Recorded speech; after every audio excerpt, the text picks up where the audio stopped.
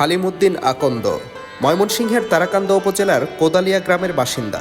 সবাই তাকে চেনেন হালিম ফকির হিসেবেই। নিজ বাড়ির বটগাছতলায় এখন এমন নিশ্চুপ সময় কাটে তার।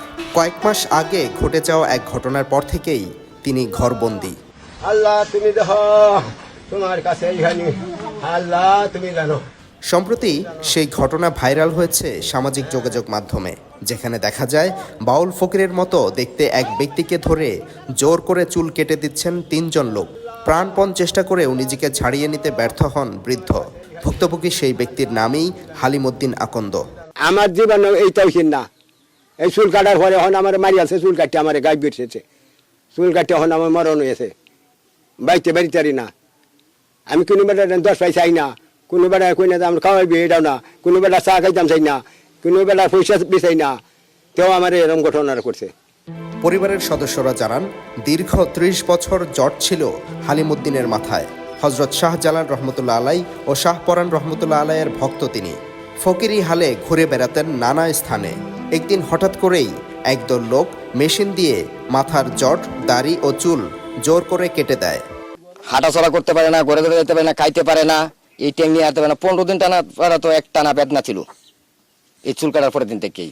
তখন লোকজন, আশেপাশের লোকজনটা জানাইলাম যে আমার বাবা যে চুল কাটলো, যদি আমার বাপ মারা যা এই মুহূর্তে, তাহলে এটা দায়ী কি? এই এলাকার মানুষজন বলছেন, মূলত এই হালিমউদ্দিন আকন্দ ছিলেন একজন কাঠুরে। গত 20 বছর ধরে তিনি ফকির বেশে তার জীবনযাপন শুরু করেছেন এবং তিনি কবিরাজি পেশার সাথেও যুক্ত হয়েছেন এবং তার কবিরাজি সেবা নিয়ে এখানের অনেকেই উপকৃত হয়েছেন এবং তারা বলছেন তার ইচ্ছার বিরুদ্ধে তার চুল কেটে দেওয়া এটা ব্যক্তি স্বাধীনতার উপর হস্তক্ষেপ করা হয়েছে। অর্থনৈতিক দুর্বল না, ওনার মোটামুটি ভালো একটা সম্পদ আছে, আর ওনার কারো প্রতি জুলুম করে নাই। আগুন্যা মাজার আছে, প্রায় ওই যে কেতাচিরা মাজার আছে, এগুলো মাজার গায়ে এই যে আগরবাতি বেছে আর এমনি কিছু হালকা হালকা হৈরালিও করে।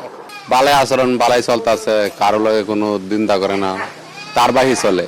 সচেতন মহল বলছে, সমাজে প্রত্যেকটা মানুষেরই স্বাধীনভাবে চলার অধিকার আছে। কারো স্বাধীনতায় অন্য কারো হস্তক্ষেপ কোনোভাবেই কাম্য নয়।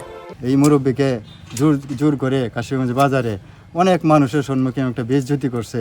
এটা একটা খুবই একটা গর্হিত কাজ।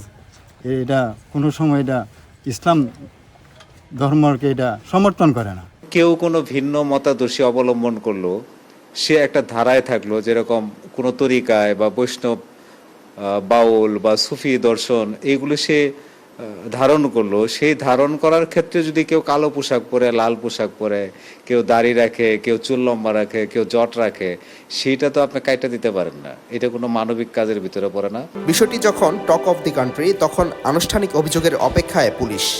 টানা হেঁচড়া করে নিচ্ছে, তার গতিরোধ করে এক জায়গায় তাকে বসায়, তারপরে চুল কাটায় গোসল করাইছে। এটা তো তার ইচ্ছার বিরুদ্ধে। ওর সাথে কথা হয়েছে, পরিবারের সাথে কথা হয়েছে, এখনো আমাদের কাছে তারা অভিযোগ দেয় নাই। তারও কাউন্সিলিং করে আমি একটা ব্যবস্থা নিব, আইনগত ব্যবস্থা। সংসার জীবনে হালিমউদ্দিন 4 ছেলে ও 3 কন্যা সন্তানের জনক। Sadiqur Rahman, star news, Mymensingh.